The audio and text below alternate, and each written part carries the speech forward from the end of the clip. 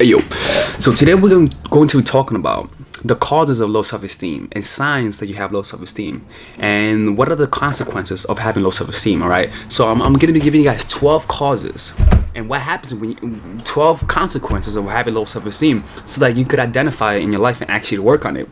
The reason why most people don't work on this their low self-esteem is because they don't think they have low self-esteem.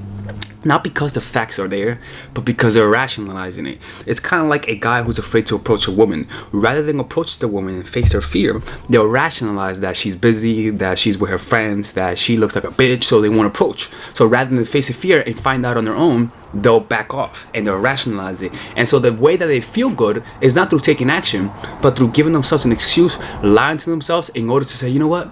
That's why I didn't take action. Not because I'm a little bitch, but because of this. And you see, and as a result, it'll maintain your sense of self. So most people don't want to face their fears, their insecurity, because they're afraid to find out what's really going on inside of them. It's kind of like not wanting, for example, it's kind of like when you're broke, right? When you're broke and you know that you're broke, rather than actually checking your bank account, you rather go to the fucking store and get rejected simply because you don't want to check your bank account. Like just seeing your bank account. But when you have a good bank account, you actually don't mind looking at your bank account. So that's what I'm saying. We don't want to face reality because we're afraid of the reality that you have low self-esteem. You see? So you rationalize it. So that's why people say, I don't know why I don't get the kind of God that I want. But because you're just not looking deep enough. You're not being honest with yourself. And that's normal. That's normal. That's what your brain does. Your brain is trying to help you out, trying to maintain your sense of self. So we're going to be going over the 12 consequences of low self-esteem so that you can see it in your life and you can stop lying to yourself. All right, so number one, low self-esteem causes fear to run your life. You fear the outcome, facts of yourself, and etc. What I mean, you live in fear, which is you're always trying to avoid an outcome rather than create an outcome. You're always trying to avoid death. You're always trying to avoid being heartbroken. You're always trying to avoid taking risk rather than trying to find a good relationship, trying to make success happen. You see what I'm saying? Like, you're more in avoidance rather than in promoting and taking action. You see, that's what I'm talking about. When you live in avoidance, it means that you have low self-esteem. It means that you're afraid of something. You see, because again, you might say, oh, so because you're avoiding, you have low self-esteem. But the thing is that fear causes you to see yourself causes you to underestimate yourself and overestimate your enemy. And that's what it is. That's what low self-esteem is all about. So you freeze and don't take action. See? So again, I'm gonna give you guys solutions, because I'm not just gonna fucking put you out in the open and fuck with you. Oh, I have low self-esteem. No, I'm gonna give you guys a solution after the video, before the video ends. If you're going after a goal and you don't tackle your fears, you won't succeed. That's another one. For example, being afraid to go to an interview, or in my case of learning how to pick up girls, afraid to approach, afraid to go for the kiss, afraid to ask the girl out. In your case, it's afraid to stand for yourself, afraid to set your standards, afraid to say no, in all different kinds of situations. And that's because you are afraid of the outcome, and also you're afraid of success. That also happens. You see, like, you don't know what's gonna happen. You don't know if you're gonna be able to handle it. All right, and so because of that, most people don't succeed simply because they don't tackle their fears, and they don't know that wherever your fears are your compass to life, which means whatever you fear, you gotta do. Whatever you feel more stressed about, you gotta focus on that more. You see, that's why I'm like that's what fear does. People don't know how to use fear, and when you don't know how to use fear, that means you're always going to have a mediocre life. You're always going to have mediocre success, because most of the time, in order to succeed, you got to go through that browser, like Super Mario, and that's fear. So, for example, for me, my fear is, I don't know, like, what would be one of my fears that I had? Again, the case that I will give you guys, the fear was approaching women. And until I mustered up the balls to approach a woman, that's when I started succeeding in life. You see, because it has momentum. All right, number 3, you must stop believing that unconsciousness makes life better by not facing your fears. You see, so another thing is that when you have low self-esteem, you believe that the solution is to avoid your problems.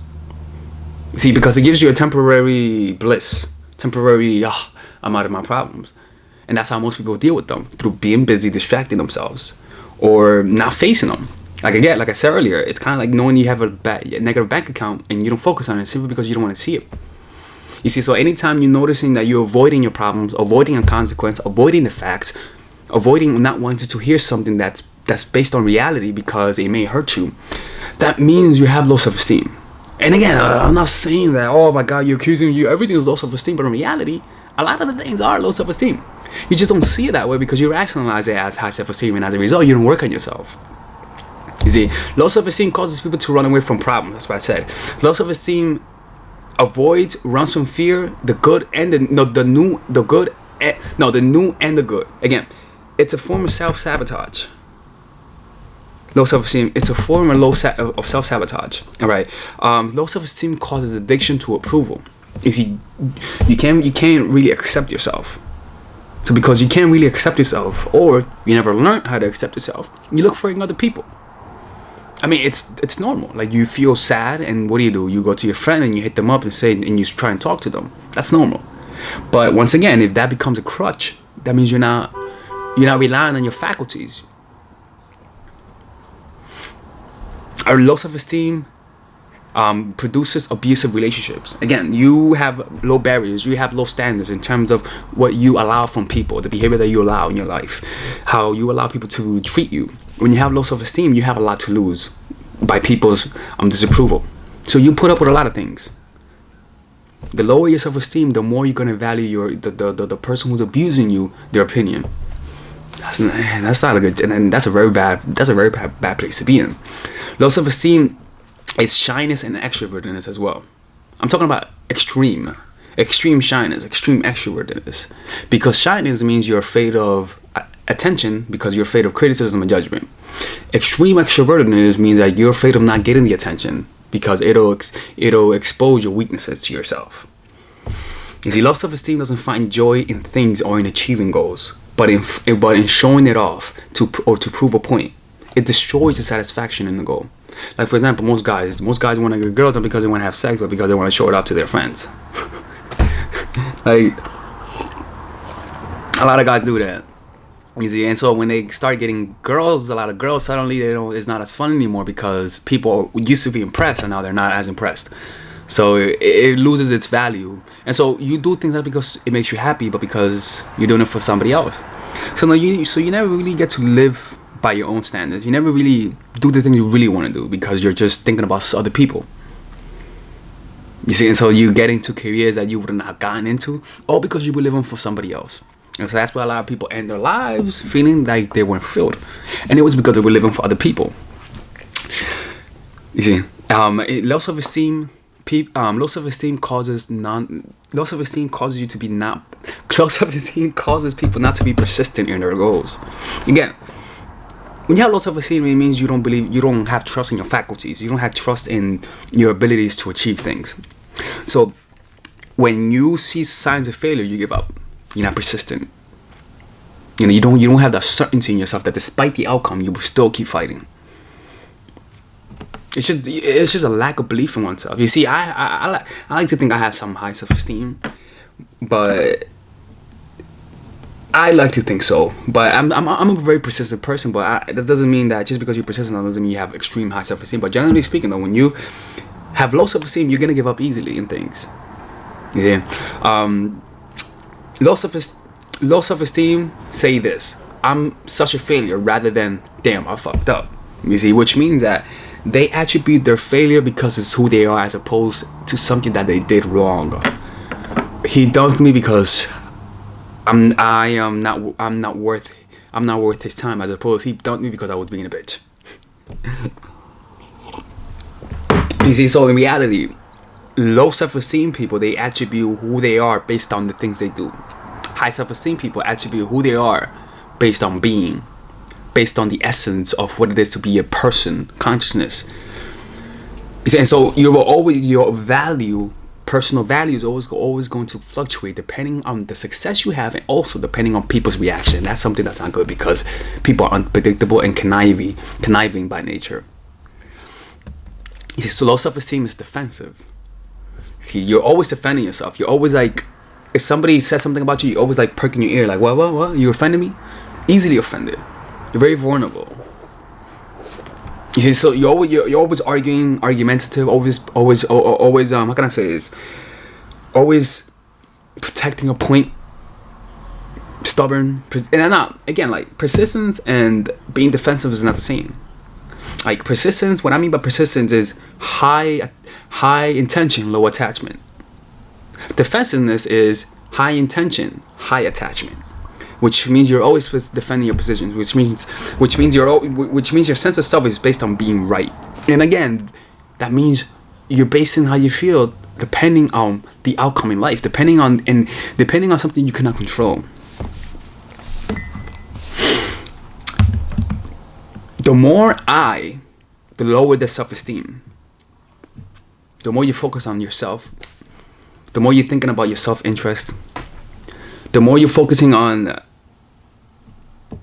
advancing yourself and disregarding other people's emotions, that's low self-esteem. Because once again, when you realize high self-esteem, in and of itself comes compassion for others. In and of itself comes love for others. Because high self-esteem is not based on facts or opinions or comparisons. It's just based on observing and understanding the reality of existence. There's no such thing as better or worse, bad or good. It just is. So it's not that you have high self-esteem because you're elevated, but because you have high self-esteem because you see everyone as equal. And you value yourself just like you value others. Low self-esteem causes the addiction to comparisons. Comparison. The core of the ego is comparison. We may love our toy, but we may see a bigger toy, and as a result, we may not love the toy that we were loving simply because there's a bigger toy. The emotion is what makes us feel lower, not the actual reality. You see why? Judging ourselves, not on our own standards, but on someone else's unrealistic standards. We value the judgments over ours. Since we feel and think we should measure up to their norms, we feel sad and second rate. Babies don't feel that. You don't see baby with fucking insecurities, right? Because they're not comparing themselves to other people. They're living in the moment. They're present. You see, and this is where we're going to find the solution. Low self-esteems are the blood cloud of the mind. The unconsciousness is a repression from bad coping as a result when you were a child. Or whenever you were having a bad experience, you couldn't cope with it. So as a result, you externalized it. The parameters is sensitivity and reactiveness of your low self-esteem. The parameter of low self-esteem is sensitivity, offensiveness, being offended, and reactiveness, which is always defending your position. So we must observe them and become conscious of these unconscious things because they're so unconscious. We're so into the low self-esteem that we don't notice ourselves reacting. We are the low self-esteem as opposed to being the observer of the low self-esteem. You see, so it's making the unconscious conscious. It's running towards the things that we're running away from. It's going towards the pain as opposed to running away from pain. The basis that you have to follow is this: observe what you feel pain, observe what you don't like, observe what you feel uncomfortable. Go towards the things that you're avoiding. You see? Run to the fear. Use fear and pain as a parameter as to where to focus your attention. Make that your compass. Feel pain, focus on that. Feel fear, focus on that. Are you afraid to do something? Do that. Are you afraid to talk to them? Talk to them. You know, use fear as your parameter. Use fear as your compass. Another way is, if you don't want to do that, then just notice your breath. What I like to do is a simple exercise, which is, let me see if I can find a pen. I can't find a pen, but all I do is I take a time for 20 minutes, right? And then I get a paper, right? I don't know, like some shit like a paper, right? And then every time so for 20 minutes I'll be noticing my breath, right? And every time that I forget to notice my breath, every time that I notice that I forgot, I tally it up. I put one little check down, right? And then I go back. And once I notice that I forgot my breath, I tally it up. And the beauty about all of this is that the goal is not to notice your breath. The goal is to remember that you forgot to notice your breath. You see? So it makes it easier. And so you can do that for like 20 minutes. And the more you do it, the less you're going to forget. And that's pretty much practicing presence. You see, so that's a way for you to overcome low self-esteem, by becoming present in the moment, noticing the breath, and that's a very good exercise for that. Another one is become obsessed with good self-esteem. Become obsessed with having good self-esteem. And if you actually become obsessed with it, as opposed to becoming obsessed with the superficial ways of having high self-esteem, then you're going to actually find it. Again, like if you become obsessed with improving on yourself, improving on your self-esteem in a way that's that's genuine as opposed to superficial, which is like buying clothes and all that sort of stuff, you're going to find a solution. But in order to do that, you first got to realize that you have low self-esteem through seeing yourself acting in a way that people have low self-esteem. You feel me? So how do you start? Start with the pain. Start with whatever pain you're feeling right now. Feel it. Just notice right now. Feel the pain right now. Just notice right now. Okay, just try it with me, right? Notice what's going on inside of you, right? Feel the pain, right? And as you feel the pain, you're gonna notice that there is a space around the pain. I mean, notice it, right? It's somewhere inside there, right? Right? It is there, right? Now notice the space around that pain. Just notice it.